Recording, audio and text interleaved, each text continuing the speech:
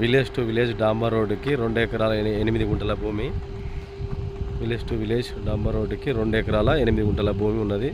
ఇందులో 2 బోర్లు ఉన్నవి. ఎర్రటి భూమి, క్లియర్ టైటిల్. దేవరకొండ టు డిండి హైవేకి 1 కిలోమీటర్ దూరంలో ఉన్నది. క్లియర్ టైటిల్, స్క్వేర్ భూమి. దీనికి ఉత్తరం డాంబర్ రోడ్, పడమర 22 ఫీట్ల డొంకబాట. Clear title.